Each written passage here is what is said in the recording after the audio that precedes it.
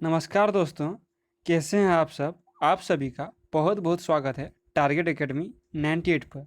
दोस्तों, आज हम अनुच्छेद से संबंधित अति महत्वपूर्ण प्रश्न जो कि विभिन्न प्रतियोगी परीक्षाओं में पूछे गए हैं को लेकर आपके बीच आए हैं।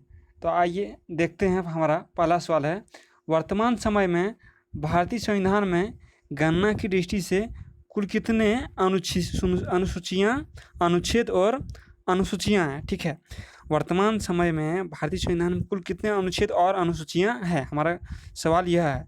तो ठीक है, तो वर्तमान समय में भारतीय संविधान में कुल 448 अनुच्छेद और 12 अनुसूचियाँ हैं। ठीक है, वर्तमान समय में भारतीय संविधान में कितनी अनुच्छेद हैं? कुल 448 अनुच्छेद और 12 अनुसूचियाँ। यहाँ टाइप मिस हो गया है, 448 अनुच्छेद और 12 अनुसूचियाँ। तो एक नंबर का ऑप्शन ए सही होगा। ठीक है, 448 अनुच्छेद और 12 अनुसूचियाँ और वर्तमान में। और जब संविधान निर्माण हुआ था उस वक्त से 395 अनुच्छेद और 10 अनुसूचियाँ थी। ठीक है, तो आइए अब अगले सवाल पर चलते हैं। अगला सवाल है, भारतीय संविधान के अनुच्छेद 1 में भारत को क्या कहा गया है? ठीक है, भारतीय संविधान के अनुच्छेद 1 में भारत को क्या कहा गया है? तो भारतीय संविधान का अनुच्छेद 1 क्या कहता है? यह राज्यों का संघ होगा। ठीक है, तो क्वेश्चन नंबर 2 का सही उत्तर क्या होगा? ऑप्शन सी, यह राज्यों का संघ होगा। ठीक है, तो क्वेश्चन नंबर 2 का आंसर सी, राज्यों का संघ। अनुच्छेद 1 क्या कहता है? राज्यों का संघ होगा। ठीक है, आइए अगले सवाल पर चलते हैं। अगला सवाल है, भारतीय संविधान का कौन सा अनुच्छेद राष्ट्रपति के पद के लिए पुनर्निर्वाचन की योग्यताएं निर्धारित करता है? ठीक है, भारतीय संविधान का कौन सा अनुच्छेद राष्ट्रपति के पद के लिए पुनर्निर्वाचन की योग्यताएं निर्धारित करता है? तो राष्ट्रपति बहुत ही इम्पोर्टेंट टॉपिक है।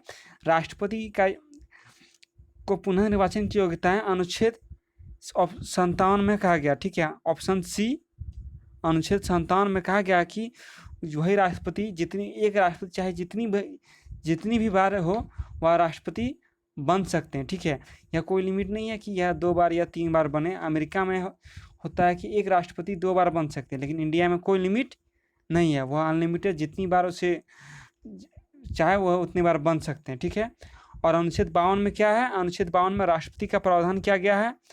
अनुच्छेद 54 उससे चुनाव से संबंधित है। और अनुच्छेद 58 क्या है? राष्ट्रपति की योग्यताएं निर्धारित करता है कि राष्ट्रपति बनने के लिए क्या क्या योग्यताएं होनी चाहिए। ठीक है, तो फिर से एक बार दोहरा लेते हैं। ऑप्शन डी में अनुच्छेद 58 में क्या है? राष्ट्रपति की योग्यता। 57 में क्या है? वह पुनः राष्ट्रपति बन सकते हैं या बार बार चाहे जितनी बार हो सके वह राष्ट्रपति बन सकते हैं। और अनुच्छेद 52 में कहा गया है कि राष्ट्रपति का भारत का एक राष्ट्रपति होगा, या राष्ट्रपति का प्रावधान किया गया। और अनुच्छेद 54 में उसके चुनाव से संबंधित हैं। राष्ट्रपति को भारत देश का पहला नागरिक कहा जाता है। ठीक है, याद रखिएगा। अब आइए, तो क्वेश्चन नंबर 3 का सही उत्तर होगा ऑप्शन सी, अनुच्छेद 57। ठीक है, अब अगले सवाल पर चलते हैं।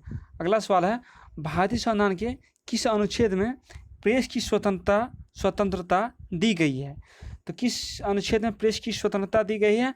तो वह अनुच्छेद 19A में दिया गया। ठीक है, अनुच्छेद 19A में प्रेस की स्वतंत्रता दिया गया है। ठीक है, प्रेस की स्वतंत्रता किस में दिया गया? अनुच्छेद 19A में। अनुच्छेद 14 क्या है? विधि के समक्ष समानता। ठीक है, अनुच्छेद 14 क्या है?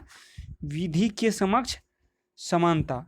अनुच्छेद 16 क्या? लोक नियोजन के समक्ष समानता, मतलब लोक नियोजन के समक्ष समानता। फिर ऑप्शन डी, अनुच्छेद 18 क्या है?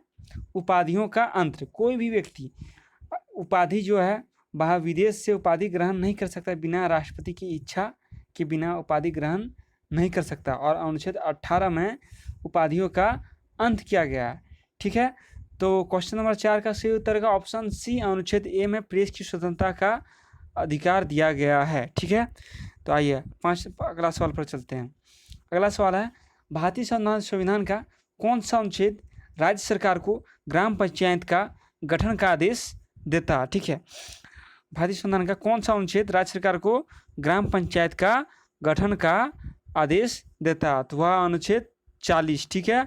ऑप्शन बी अनुच्छेद 40 राज्य सरकार को ग्राम पंचायत के गठन का अधिकार देता है। और याद रखिएगा, पंचायती चुनाव राज्य सरकार करवाते हैं, निर्वाचन आयोग लोकसभा और विधानसभा के चुनाव करवाते हैं, ठीक है। जबकि पंचायती चुनाव कौन करवाते हैं, एक क्वेश्चन यहाँ बनता है कि पंचायती चुनाव कौन कराते हैं, ठीक है। तो याद रखिएगा, पंचायती जो चुनाव होते हैं वो राज्य सरकार करवाते हैं, ठीक है। अब आइए और अगले सवाल पर चलते हैं। अगला सवाल है, मौलिक अधिकारों के अंतर्गत कौन सा अनुच्छेद बच्चों के शोषण से संबंधित है। क्या मौलिक अधिकारों के अंतर्गत कौन सा अनुच्छेद बच्चों के शोषण से संबंधित है, ठीक है। तो बच्चों के शोषण से संबंधित क्या अनुच्छेद 24, ऑप्शन डी सही होगा, ठीक है। ऑप्शन डी 24 मतलब अनुच्छेद 24 बच्चों के शोषण से संबंधित है। यानी कि आप 14 वर्ष से कम उम्र के बच्चे को किसी फैक्ट्री में काम पे नहीं लगाया जा सकता है, ठीक है। और अनुच्छेद 17 में क्या गया है, छुआछूत का भेदभाव का निषेध किया गया, ठीक है। छुआछूत भेदभाव का निषेध किया गया। अनुच्छेद 17 में क्या किया गया, छुआछूत भेदभाव को निषेध किया गया है। ऑप्शन डी अनुच्छेद 24, अनुच्छेद 24 में क्या किया गया है, बच्चों के शोषण से संबंधित है।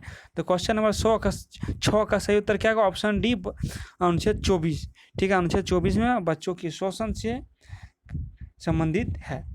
अब आइए अगला सवाल चलते हैं। अगला सवाल है 7 नंबर का सवाल, भारतीय संविधान के किस अनुच्छेद में धन विधेयक की परिभाषा दी गई है, ठीक है।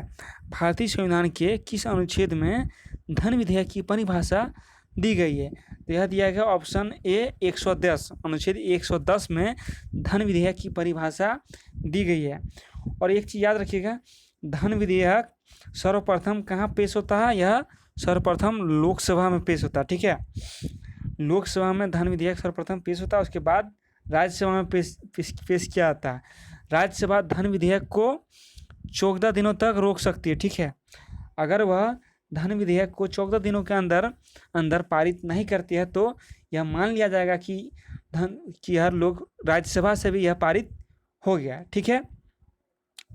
तो ऑप्शन 7 नंबर का क्वेश्चन नंबर 7 का सही उत्तर क्या, ऑप्शन ए अनुच्छेद 110। फिर क्या अनुच्छेद 112 में क्या कहा गया, 112 में वित्त विधेयक की परिभाषा दी गई है, ठीक है। अनुच्छेद 110 में धन विधेयक, अनुच्छेद 112 में वित्त विधेयक। आइए अगला सवाल पर चलते हैं और अंतिम सवाल, भारतीय संविधान के किस अनुच्छेद में निर्वाचन आयोग का प्रावधान किया गया है, ठीक है। भारतीय संविधान के किस अनुच्छेद में निर्वाचन आयोग का प्रावधान किया गया है, तो यह अनुच्छेद ऑप्शन सी अनुच्छेद 324 में निर्वाचन आयोग का प्रावधान किया गया, ठीक है। निर्वाचन आयोग का प्रावधान किसमें किया गया, अनुच्छेद 324 में, ठीक है। याद रहेगा दोस्तों। तो उम्मीद करते हैं दोस्तों यह वीडियो समझ में आया होगा और जो भी बताएं सभी चीज़ें समझ में आया होगा।